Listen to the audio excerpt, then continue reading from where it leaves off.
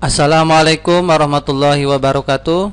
Kembali lagi di channel Pak Iris. Kali ini Pak Iris akan membahas materi IPS kelas 7 semester genap, yaitu kehidupan manusia pada masa praaksara.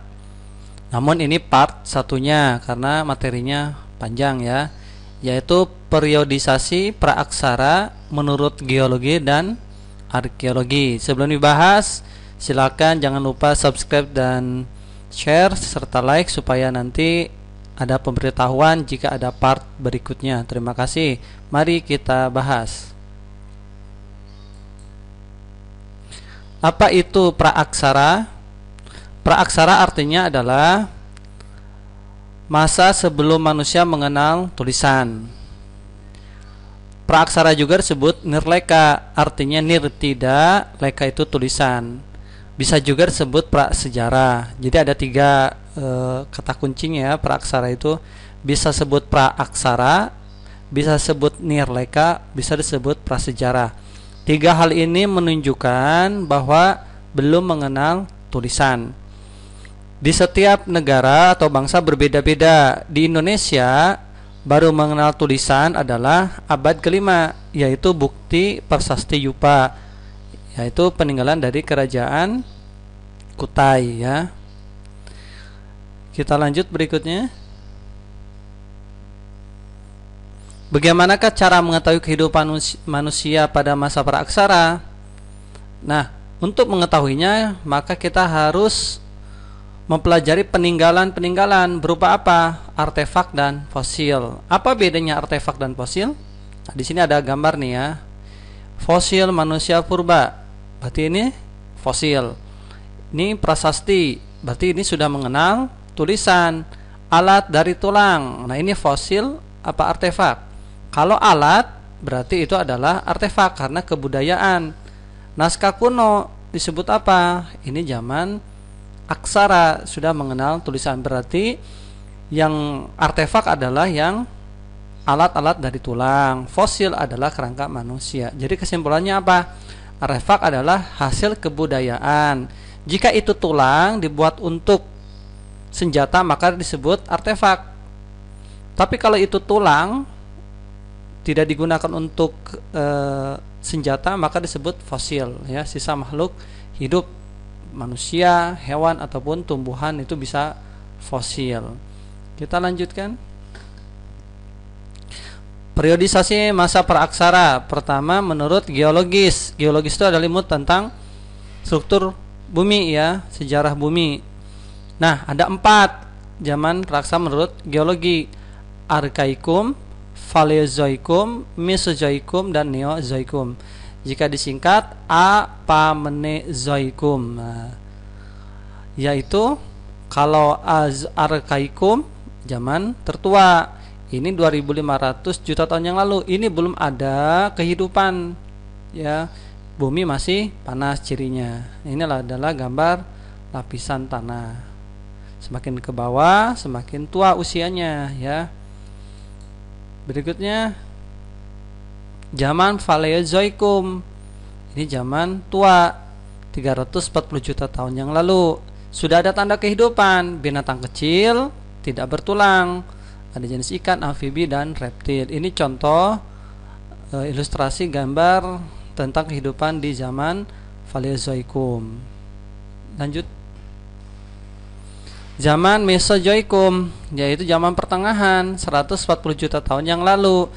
Ini sudah berkembang binatang yang besar sekali atau terkenal dengan dinosaurus ya. Ini yang terkenal di T-Rex ya.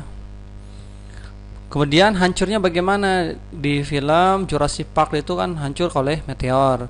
Tetapi selain meteor juga adalah karena adanya gunung-gunung meletus di bumi sehingga menyebabkan juga punah.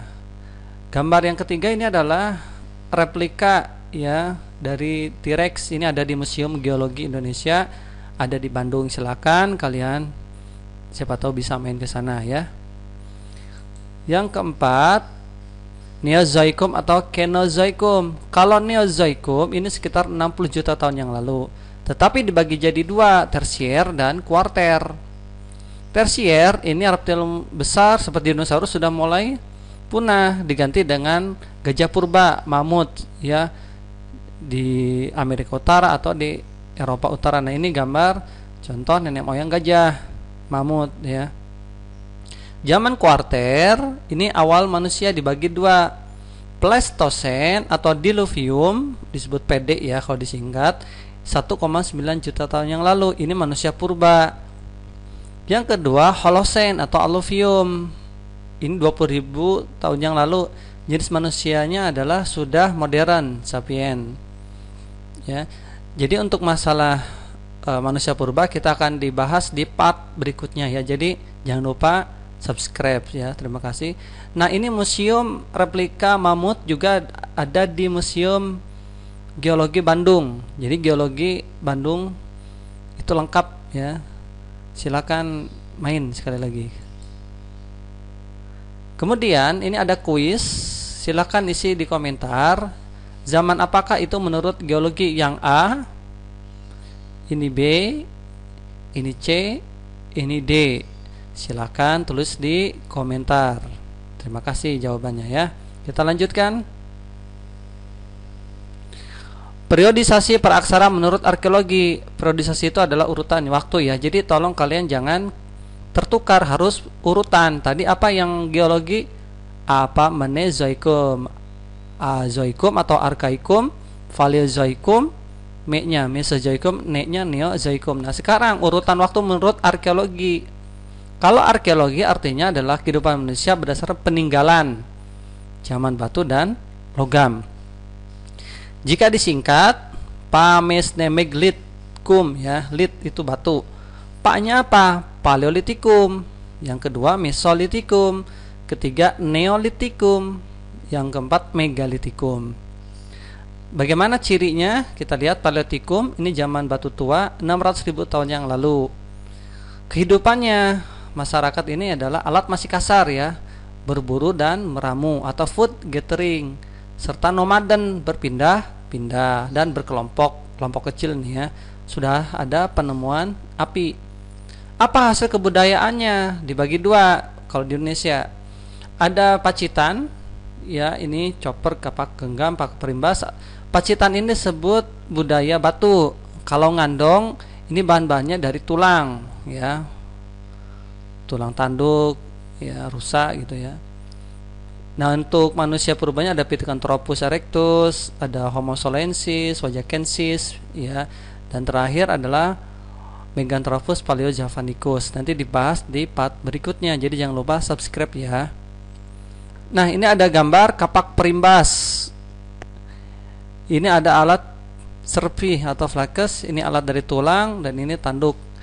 Nah, kapak perimbas dan alat servi ini disebut Pacitan. Tulang dan tanduk ini kebudayaan ngandong. Jadi dulu sebelum ada pisau, untuk menyayat pengganti pisau adalah bisa menggunakan alat servi atau flakus ini ya. Kita lanjut. Mesolitikum, ini zaman batu madya atau pertengahan. Sudah sadenter. Sadenter itu mulai menetap di mana? Di gua. Alatnya pengembangan Paleolitikum. Kemudian bercocok tanamnya masih sederhana, tapi masih cocok tanamnya belum begitu sempurna ya. Nanti ada di Neolitikum ya.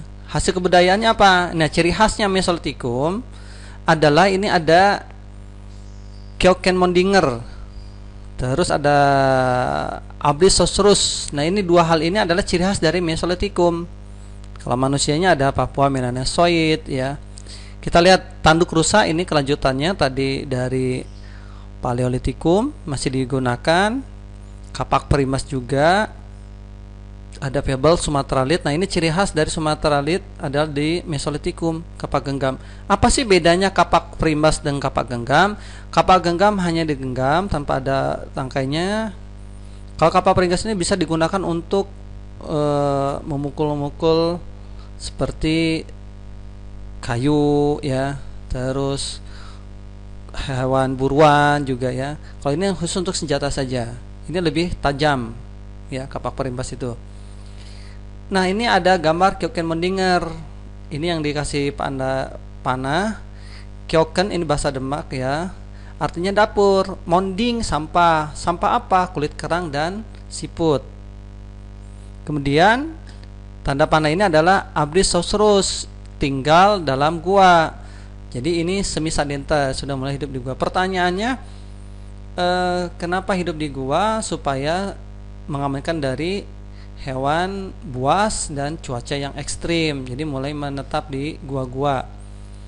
Kenapa kok buang sampah sembarangan? Ya, kalau zaman dulu ya, habis ngambil makanan dibawa ke daerah dekat gua, sampahnya ditinggal di situ. Bahkan ini sampah ketika meninggal menjadi malapetaka, banyaknya gejala tipes atau tipes ya, virus. Jadi tolong jangan buang sampah sembarangan. Ini sudah terjadi zaman dulu. Jadi kalau kalian masih buang sampah sembarangan seperti zaman purba ya, kamu kan sudah modern ya, buang sampah pada tempatnya. Yang ketiga, Neolitikum. Kalau Neolitikum ini sudah halus ya, ada kapak persegi, lonjong, gerabah, perhiasan. Ini sudah menetap ya, sudah menetap dan food producing atau bercocok tanam. Contohnya ini zaman Proto Melayu ya, nanti ini kita bahas di part berikutnya. Bercocok tanam. Ini kapak persegi, ini kapak lonjong. Kapak lonjong banyaknya di daerah Indonesia bagian timur ya, dari mulai Maluku sampai ke Papua. Kalau ini daerah Indonesia bagian barat dan tengah, kapak persegi ini persebarannya. Yang ketiga, gerabah untuk menyimpan tanaman. Perhiasan ini sudah ada zaman dulu nih, perhiasan dari kalung dan gelang dari batu. Kalau sekarang ada yang bahannya dari batu, itu sudah ada warisan nenek moyang, termasuk gerabah juga. Kita lanjut. Megalitikum. Mega itu besar, lit batu, zaman batu besar. Ini kelanjutan atau saat di zaman Neolitikum ya, Megalitikum. Ini kuda endongsan, menhir, dolmen, sarkofagus, waruga, manik-manik. Ini ada gambarnya, kita bahas nanti. Hidupnya sudah food producing, sudah menetap ya, ada nelayan, gerabah. Contoh manusianya ada Proto Melayu itu ini apa? Suku Nias, Dayak, Sasak, Toraja. Kita bahas satu-satu ya. Ini menhir ditemukan di Toraja. Untuk apa fungsinya? Untuk sebagai pemujaan roh nenek moyang. Ya, ini tinggi ya, bisa di atas 3 meter tingginya. Lalu dipahat di sini orang yang sudah meninggal misalkan. Kemudian bisa juga untuk mengikat hewan kurban, lalu disembelih untuk roh nenek moyang. Dolmen ini Sumbawa, meja batu ini fungsinya untuk tempat duduk raja atau suku adat di sini, atau sesajen nyimpen tempat makanan. Kubur batu ini di Wonosari DIY ya, untuk pemakaman. Waruga ini Sulawesi Tengah, tetapi lebih kecil kuburannya, memanjang ke atas. Jadi si mayatnya itu diberdirikan di sini ya, lalu ditutup. Sarkofagus ini ada tutupnya. Kalau kubur batu ini nggak ada tutupnya ya. Sarkofagus ini di Bali ada penutupnya. Punden berundak ini temukan di Bali. Berundak-undak ini adalah nanti cikal bakal untuk candi di Indonesia. Oke, kita lanjut. Yang kedua, zaman logam. Nah, zaman logam ini ada 3, perunggu, tembaga, dan besi. Di Indonesia hanya mengenal perunggu dan besi. Kenapa? Tidak ada bukti zaman tembaga di Indonesia. Zaman perunggu ini ada manik-manik, candrasa, moko ya. Ini sudah menetap tetapi lebih modern. Artinya undagi. Nah, perunggu itu zaman undagi. Ada pertukangan. Jenis manusianya Detro Melayu, Melayu muda ya, 300 sebelum Masehi. Contohnya lagi kalau dalam besi ada mata pisau, pedang, cangkul, dan lain-lain. Kita bahas dulu ya. Ini adalah ilustrasi zaman logam atau pandai besi, pertukangan. Kemudian mata pisau dari besi, contohnya di Bogor, Jawa Barat. Nah, pisau, cangkul, pedang ini zaman nenek moyang. Moko ini di Alor, NTT, Nusa Tenggara Timur, dan Nekara, Pulau Selayar di Sulawesi Selatan. Bedanya adalah kalau moko lebih langsing dan lebih kecil, kalau Nekara ini lebih besar ukurannya. Apa fungsi kedua ini? Sama-sama adalah untuk kegiatan upacara ritual. Jadi sangat penting, sakral, pernikahan, ya, menyambut tamu agung, untuk ada yang meninggal gitu ya. Cendrasa, kapak sepatu, karena mirip sepatu. Ini di Jakarta. Ini juga sama untuk ritual, bahkan untuk mas kawin, untuk hujan, kegiatan upacara dan lain sebagainya. Kapak jorong juga sama ya. Jadi moko, nekara, cendrasa dan kapak corong digunakan dalam kegiatan upacara-upacara penting ya. Oke, itu adalah zaman logam. Ini ada kuis, silakan isi di komentar. Zaman apakah itu menurut arkeologi? Yang A, ini ada batu. Yang B, ini ada gundukan apa. Yang C, ini ada kapak apa. Yang D, ini gambar kubus apa. Kemudian yang kedua, kuis, silakan isi di komentar apa fungsi alat berikut. Nomor 1, nomor 2, dan nomor 3. Oke, terima kasih atas perhatiannya. Semoga bermanfaat. Itu adalah part pertama mengenai praaksara zaman geologi dan menurut arkeologi. Terima kasih perhatiannya. Wassalamualaikum warahmatullahi wabarakatuh.